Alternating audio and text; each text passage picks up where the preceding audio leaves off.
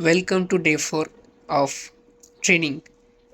चौथा दिवस फार मजेशीर गेला, ज्यामध्ये आम्हाला स्पेसिफिकली काही महत्त्वाच्या गोष्टी त्यांनी सांगितल्या, ज्या की बेसिक आहेत, माहीत असायला पाहिजे प्रत्येक टेक्निशियनला.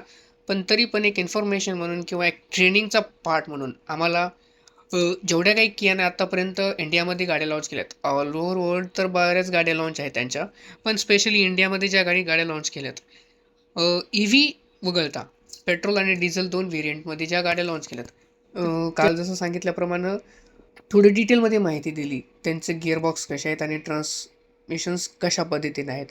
ॲटोमॅटिक आहेत, आय एम टी आहेत म्हणजे इंटेलिजंट मॅन्युअल ट्रान्समिशन आहेत, किंवा डी सी टी म्हणजे ड्युअल क्लच ट्रान्समिशन आहेत. तर ह्या संदर्भात आम्हाला एक पी पी टीद्वारे मला बऱ्यापैकी माहिती दिली आहे. त्याच्यानंतर प्रत्येक व्हेरियंट वर्किंग कसं करतं, त्याचं प्रिन्सिपल काय आहे, ह्या संदर्भात पण आम्हाला गाईड केलं. एक महत्त्वाची गोष्ट म्हणजे ज्या सबसिस्टम आहेत इंजिनच्या, जसं की काल जसं तुम्हाला सांगितलं, आम्हाला होमवर्क दिलं, त्याच्यामध्ये एअर इनटेक सिस्टम असेल, एक्झॉस्ट सिस्टम असेल, त्यानंतर लुब्रिकेशन सिस्टम आहे, कूलिंग सिस्टम आहे, इमिशन सिस्टम आहे आणि इंजिन मॅनेजमेंट सिस्टम आहे. तर ह्या काही ज्या सबसिस्टम आहेत इंजिनच्या, किंवा इंजिन वर्किंग कसं करतं, आणि ह्या ज्या सिस्टम आहेत ह्या इंजिनच्या एक बेसिक सिस्टम आहेत. ह्यांवरच इंजिन वर्क करतं किंवा वर्किंग प्रिन्सिपल आहे या इंजिनचं. तर या संदर्भात आम्हाला थोडंसं पी पी टीद्वारे गाईड केलं सरांनी समोर.